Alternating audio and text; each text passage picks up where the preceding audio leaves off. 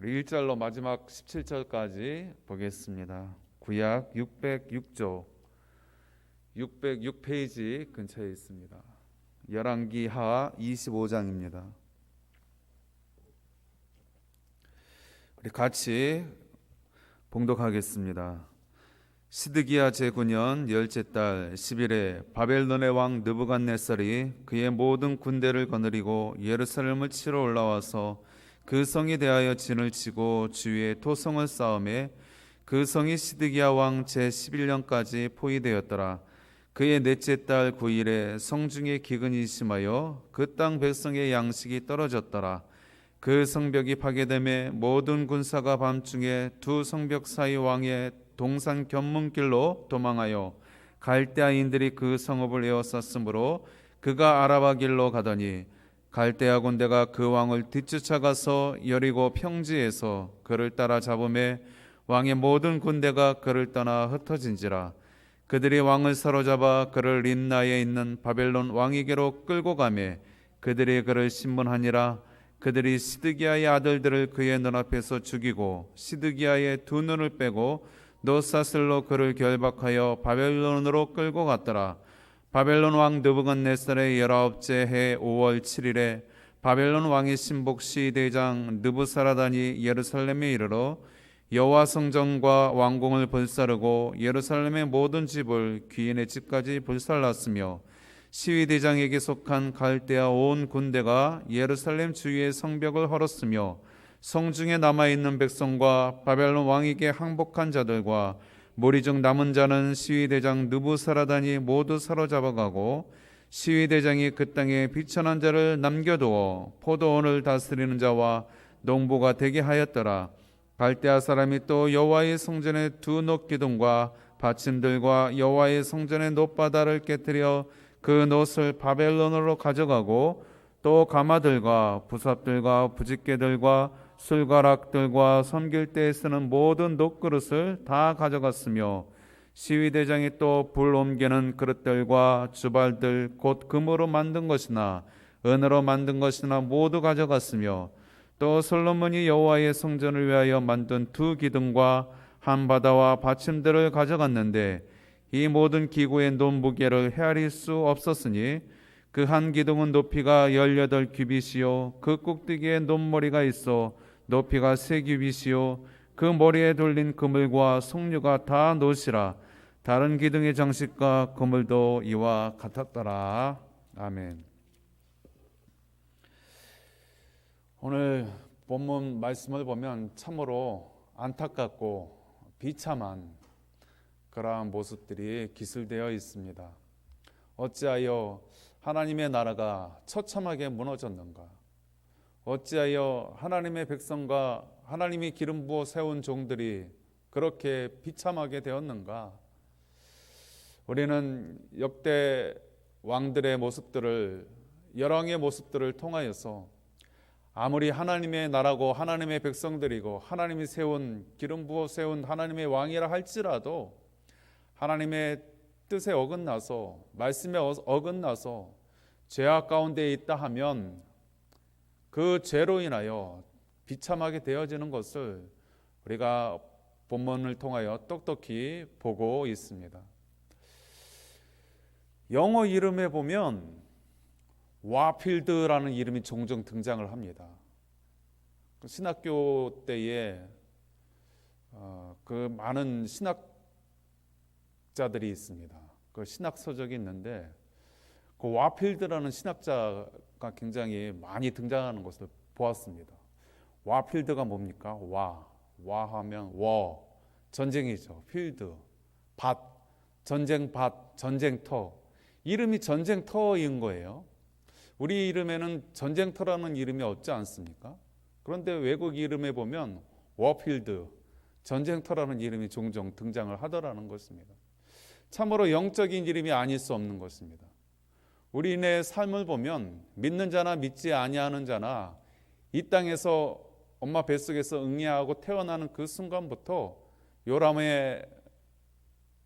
요람에서부터 무덤까지 우리의 삶은 전쟁터와 같습니다. 우리가 가정에 있든 사회에 있든 직장에 있든 어디에 있든 모든 사람들은 영적인 전쟁터 가운데에 살아가고 있는 것입니다.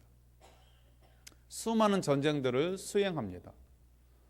그 전쟁이 어떤 종류의 전쟁이냐, 무엇과 싸운 것이냐, 무엇 때문에 싸운 것이냐, 다 제각각일 수 있습니다. 어떤 사람은 열심히 전투 중일 수도 있고, 또 어떤 사람은 열심히 전투하다가 잠시 쉬면서 체력을 보충하는 사람도 있을 터이고, 그 모양들이 우리가 실질적으로 군복을 입고 총을 들고 있지 않지만 우리네 삶은 흡사 전쟁하는 것과 같은 것입니다. 성경에 보면 우리의 싸움은 혈과 육에 관한 것이 아니요, 뭐라 그랬습니까? 전쟁과 정사와 권세와 이 세상 어둠의 주관자들에 관한 싸움이라고 그랬습니다. 즉 이 세상의 싸움은 혈과 육, 그러니까 이 세상의 사람은 보여지는 이제 잠시 있다가 없어질 것들과의 싸움이 아니라 저 공중 권세 잡은 악한 사단 마귀 귀신과의 싸움이라고 성경은 이야기하고 있습니다. 특별히 우리 성도들은 그 싸움을 해야 하는 것입니다. 엉뚱하게 이런 영적 실체를 모르는 세상 사람들처럼 혈과 육에 대해서 아기다툼하듯이 그렇게 하면 안 되는 것입니다. 그러나 안타깝게도 우리도 참으로 많이 속죠. 우리가 하루 24시간을 여러분 어떻게 지내셨습니까? 무엇과 열심히 치열하게 사셨습니까? 어떤 사람은 일과 치열하게 싸웁니다. 또 어떤 사람은 사람과 인간관계를 통해서 부딪히면서 그렇게 아주 치열한 싸움을 합니다. 또 어떤 사람은 또 일 때문에, 학업 때문에 그렇게 이제 다음 주면 또 수능인데 고3이나 재수하는 학생들은 학업과 치열한 전쟁 중에 있을 것입니다. 제각각의 모습의 전쟁을 하고 있습니다. 그러나 과연 그 전쟁이 왜 하고 있는가, 무엇 때문에 하고 있는가, 우리는 이런 것들을 바로 자각해야 하는 것입니다. 오늘 유다의 마지막 왕 시드기야에 대해서 소개해 주고 있습니다. 유다에도 많은 왕이 스쳐 지나갔지만 하나님 보시기에 합당한 왕이 별로 없었습니다. 대부분은 다 악한 왕으로 끝나고 맙니다. 오늘 이 시드기야 왕도 유다의 마지막 왕으로서 그가 어떻게 보면 발악을 하는 것 같지만 결국은 그도 엉뚱한 하나님이 원치 아니하는 육적인 싸움을 하다가 비참하게 끝나버리는 참으로 안타까운 모습을 보여주고 있는 것입니다.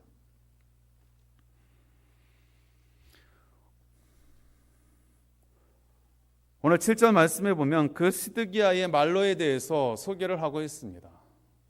같이 보겠습니다. 시드기야의 아들들을 그의 눈앞에서 죽이고 시드기야의 두 눈을 빼고 사슬로 결박하여 바벨론으로 끌고 갔더라. 그의 말로가 참으로 비참합니다. 자기의 눈앞에서 아들들이 죽습니다. 그리고 자신은 두 눈이 뽑힌 채로 노사슬에 묶여서 바벨론 포로로 잡혀가는 그러한 모습을 하고 있습니다. 이렇게 되기까지 이 시드기야는 열심히 싸웠습니다. 1년 6개월이라는 기간 동안 이 바벨론에 맞서서 그는 열심히 최후항전을 하듯이 그렇게 싸웠습니다. 그러나 그 싸운 모습이 정당한 모습일까? 어떻게 보면 얼핏 보면 이 악한 세상 주관자 이 바벨론에 대해서 저항하고 하나님 나라를 지켜야 되겠다라고 하는 그 일념으로 싸운 것처럼 보여질 수 있습니다. 그러나 실상은 그게 아니었습니다. 겉모양만 그럴듯했지 결국은 자기 자신을 위해서 싸웠고 혈과 육을 위하여 싸웠다라는 것입니다. 그 결과가 7절 말씀에 그 결론의 내용이 우리가 읽은 7절에서 나오고 있는 것입니다. 시드기야는 예루살렘 주민들과 백성들과 또 하나님을 위하여 싸운 것처럼 보여지지만 결코 그렇지 못했습니다. 에레미야서에 보면 눈물의 선지자 에레미야가 이 예루살렘 성의 무너짐을 보고 그가 기술한 내용들을 쭉 보게 되어지면, 특별히 38장 19절에 보면 이런 내용이 있습니다. 같이 한번 보겠습니다. 시드기야 왕이 에레미야에게 이르되 나는 갈대아인에게 항복한 유다인을 두려워하노라. 염려컨대 갈대아인이 나를 그들의 손에 붙이면 그들이 나를 조롱할까 하노라. 그들의 손에 붙이면 그들이 나를 조롱할까 하니라. 이 왕이, 한 나라의 왕이라는 사람이 지금 백성들의 안위를 걱정하고 지금 하나님의 나라가 무너져가는 모습에 대해서 안타까워하는 것이 아니라 끝까지 자기의 안위, 자기의 자존감, 자기의 것에 대해서만 걱정을 하고 있는 것입니다. 그들이 나를 조롱할까 하노라. 자기가 조롱당할까 봐 이렇게 못하겠다라는 것입니다. 자기는 조롱받기 싫다라는 것입니다. 자기가 자존심이 꺾이고 항복하고 이러는 그런 모습들이 두려운 것입니다. 자기의 안위만은 살피고 있는 이기적인 그러한 모습. 결국 시드기야가 마지막 항전을 한 그러한 모습들은 하나님을 위해서 싸운 것도 아니고 주의 백성들을 위해서 싸운 것도 아니고 자기 자신을 위해서 그렇게 했다라는 것이에요. 그 내용도 성경에 나오고 있습니다.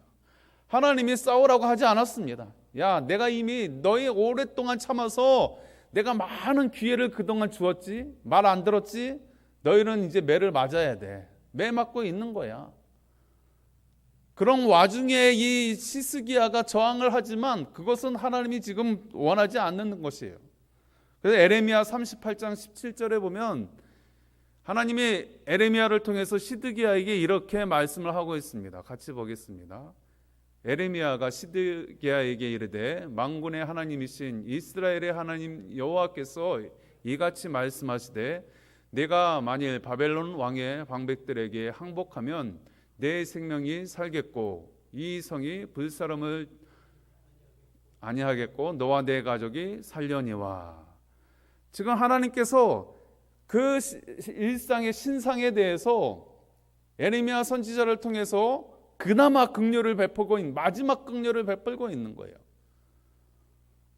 그런데 이 시드기야는 알량한 그 자존심이 뭔지, 그저 자기도 한 나라의 왕이라는 그 품위를 잃고 싶지 않은 그 모양새 빠지는 그것이 싫어서 지금 이렇게 몸부림을 치고 있는 거죠.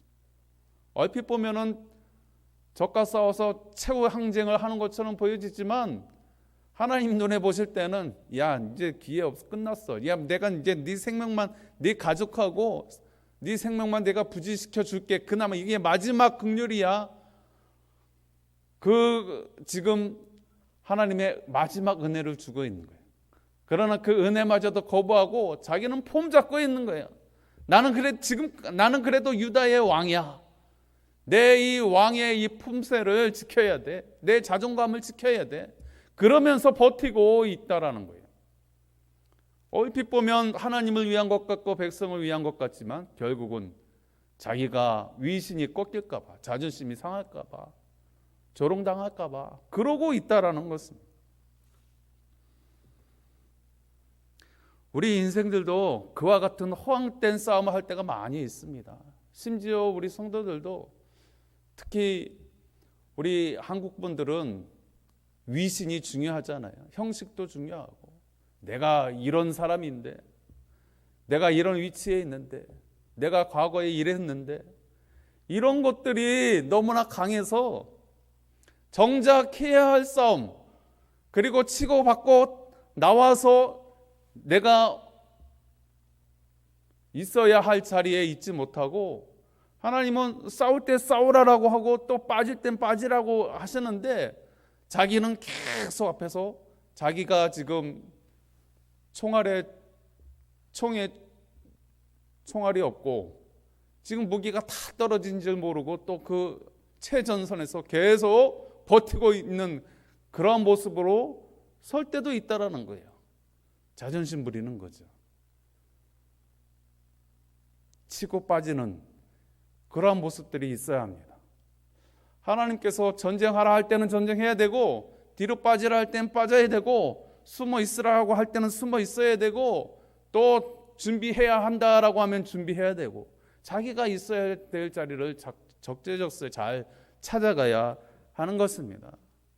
시드기야 왕은 마지막까지 그러한 모습조차도 그가 영적으로 얼마나 무지했으면 하나님을 찾지도 못하고, 하나님의 말씀이 들려줘도 그 말씀을 깨닫지도 못하고 행하지도 못하는 그러한 모습으로 그가 그렇게 비참한 말로를 겪게 된 것입니다. 그가 그렇게 결사항전을 하면서 싸우는 모습을 보였지만, 그러나 제대로 싸우지도 못했습니다. 결국은 뒤로 내빼고 있는 장면이 나오고 있습니다. 오늘 본문 4절에 보면 뭐라고 하고 있습니까? 같이 보겠습니다.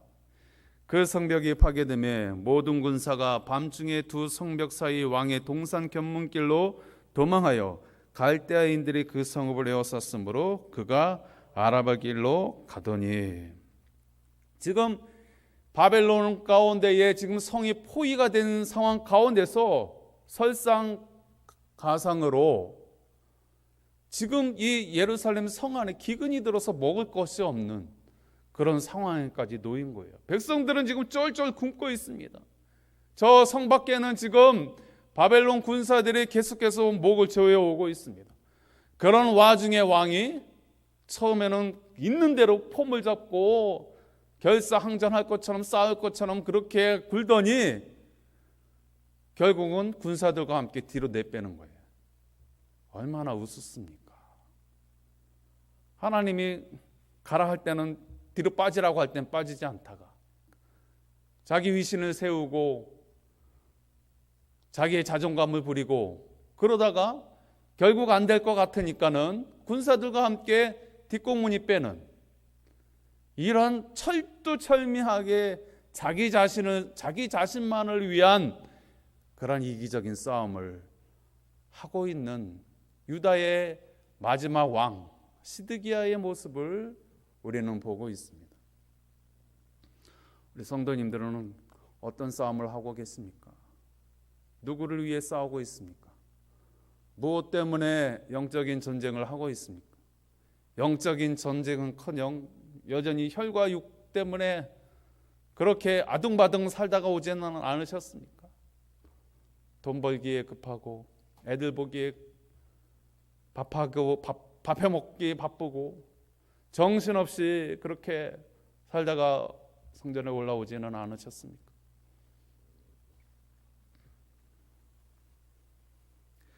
오늘 왕의 이런 모습들 가운데에 그 군사들이 모를까요? 이 예루살렘 군사들도 왕과 함께 내뺀 군사들도 왕이 그러한 모습을 하니까 이 군사들도 함께 내뺀 군사들도 다 4분 5열 흩어지고 말았습니다. 5절 말씀에 그렇게 이야기하고 있죠. 갈대아 군대가 그 왕을 뒤쫓아가서 여리고 평지에서 그를 따라잡음에 왕의 모든 군대가 그를 떠나 흩어진지라. 사람들도 안다라는 거예요. 저 사람이, 저 성도가 누구를 위해 사는지, 무엇 때문에 저렇게 열심을 내는지, 무엇을 위하여 사는지 세상 사람들도 다 보고 있습니다. 왕이 제대로 된 그러한 싸움을 하지 않으니까 자기의 이기적인 목적을 위해서 그렇게 사는 모습을 보이니까 군사들도 결국은 다 흩어져 버리고 마는 것입니다. 그래서 이 유다의 마지막 왕 시드기야도 그렇게 망해버리고 말았습니다. 오늘 우리는 이 시드기야를 통해서 우리의 모습을 볼 수 있어야 합니다. 나는 과연 어떤 싸움을 하고 있는가? 나는 여전히 혈과 육을 위해서 싸우고 있지는 않는가? 여러분, 혈과 육을 위한 싸움은요, 아무리 잘 돼도 망하는 것입니다. 왜 그렇습니까? 혈과 육은 없어지는 거예요. 100년도 못 갑니다. 우리의 수명이 100년 갑니까? 100년 지나면 다 썩어 없어지는 것입니다. 아무리 성공하고 아무리 많은 재물을 쌓고 아무리 명성이 있고 한다 하더라도 혈과 육은 100년 지나면 제로, 흔적도 없이 없어지는 것입니다. 그래서 혈과 육의 싸움은 성공하든 성공하지 않든 망하는 것입니다. 그러나 영적 전쟁은 그렇지 않습니다. 하나님이 우리에게 명령하신 영적인 전쟁은 우리가 이 땅 가운데 성공을 하든 실패하든 하나님의 명령을 따라 행한 것이기 때문에 영원히 역사에 남는 것입니다. 하늘에 남는 것입니다. 면류관으로 남는 것입니다. 어떤 싸움을 해야 할까요? 오늘 시드기야처럼 혈육을 위한 싸움을 해야 할까요? 아니면 진정한 영적인 싸움, 우리의 본질을 바로 깨닫고 누구와의 싸움인가? 우리는 과연 인생의 목표점이 어디인가 바라보면서 누구와 싸우고 있느냐 말입니다. 무엇 때문에 싸우고 있느냐 말입니다.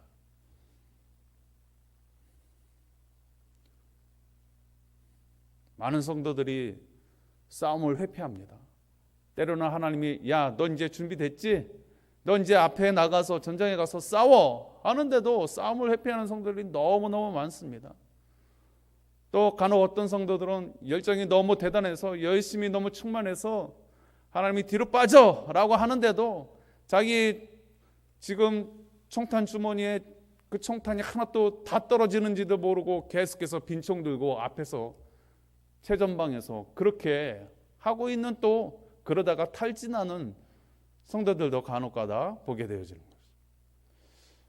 중요한 것은 무엇입니까? 영적 전쟁을 하는 우리 성도들은 전방에 있든 후방에 있든 하나님의 말씀을 따라서 그렇게 영적인 전쟁을 수행해 나가야 하는 것입니다. 사는 모습은 다 거기서 거기 같습니다. 똑같이 가정생활하고 직장생활하고 사회생활하는 것처럼 보여집니다. 그러나 영적인 눈으로 바라보면 성도가 하는 것과 하나님을 알지 못하는 일반 사람들이 행하는 것은 전혀 다른 것입니다. 하나님을 알지 못하고 살아가는 사람들은 썩어진 혈육을 위해, 그저 혈육의 성공을 위해서 하지만 그들이 결국은 끝은 망한다는 것을 모르고 그렇게 가는 것입니다. 그러나 성도들은 똑같이 우리도 가정생활을 하고 직장생활을 하고 사회생활을 영위하지만 그 실상을, 영적인 실상을 우리가 꿰뚫어 바라보고 하나님이 내 삶 가운데서 그 가운데서 어떻게 살아가야 하는지 주의 말씀을 따라 행할 때에 비로소 영적인 싸움이 시작되어지는 것입니다. 그 싸움 가운데서 이것이 과연 나를 위한 싸움인가, 아니면 주를 위한 싸움인가, 또 우리 성도와 교회를 위한, 이웃을 위한 싸움인가 바라보아야 하는 것입니다. 하나님은 결코 나 자신만을 위한 이기적인 싸움을 하라고 명령하지 않으십니다. 하나님의 영광을 드러내는 싸움은 나뿐만 아니라 우리의 가족과 우리의 이웃과 우리의 교회와 이 나라와 민족을 위한 싸움을 하게 하실 줄 믿습니다. 그 싸움을 해야죠.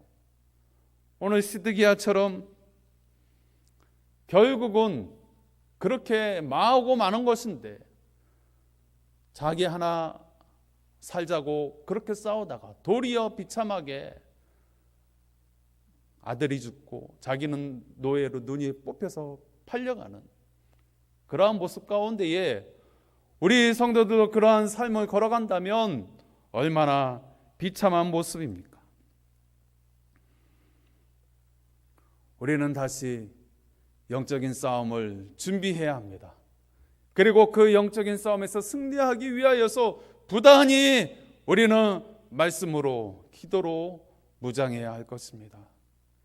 이제까지는 하나님께서 준비하라고 우리에게 많은 시간을 주셨고 또 기회를 주셨습니다. 이 영적인 싸움이 이제 전장 가운데서, 최전방 가운데서 우리가 싸워야 할 날이 올지도 모르겠습니다. 그 형태가 어떻게 될지는 모르겠습니다. 그러나 하나님이 싸우라고 할 때는 우리가 맞서 나갈 수 있어야 합니다. 그런데 하나님이 기회를 주셨을 때 아무 준비도 하지 아니하고 군인이 총탄도 준비하지 않고 총도 들고 있지 않고 나가서 싸울 수 있겠습니까? 성도는 기도와 말씀으로 또 예배드림으로 또 봉사함으로 주의 말씀에 순종함으로 그렇게 우리의 영적인 무기를 전신갑주를 취하는 것인데 그러한 것들을 전혀 하지 아니하고 주님의 명령이 떨어질 때 전장에 나아갈 수 없는 것입니다. 우리는 지금 준비해야 할 때입니다. 전신갑주를 준비해야 할 때입니다. 나만을 위한 것이 아니라 우리 모두를 위하여 주의 영광을 위하여 전신갑주를 취하고 이제는 주의 명령이 떨어지면 최전방에 나가서 우리가 그 싸움을 해야 합니다. 치열한 싸움을 하다가 최후를 맞이할지라도 우리는 해야 합니다. 그것이 역사에 남는 것입니다.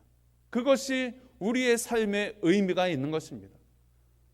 이 세상 가운데에 우리가 영적인 전쟁, 하나님이 명령 가운데에 전쟁을 수행하다가 우리가 죽더라도 그것은 망하는 것이 아닙니다. 그것은 하늘의 영광이죠. 순교는 하늘의 영광 아닙니까? 이 세상의 일은 아무리 성공해도 그것은 망하는 것입니다. 그러나 주의 일을 위한 영적인 싸움은 망해도 승리하는 것입니다. 우리 예수님처럼요. 예수님이 십자가에서 그렇게 망하는 것처럼 보였지만 결국은 승리하셨지 않습니까? 우리도 그와 같은 삶을 살아야 할 것입니다. 아무리 시드기야처럼 자기 안위를 위하여 그렇게 한다 하더라도 결국 망한다라는 것을 알고 우리 성도의 본분을 깨닫고 우리가 영적인 싸움 가운데에 준비도 할 뿐만 아니라 또 주의 명령이 떨어지면 싸우기도 하고 또 주의 명령이 떨어지면 또 있을 곳에 또 후방으로 빠지기도 하고 항상 주님이 있으라 하는 곳에 있고 가라 하는 곳에 가고 하나님이 하라는 것을 준비하는 저와 여러분들 될 수 있기를 간절히 소망합니다. 기도하겠습니다. 하나님 아버지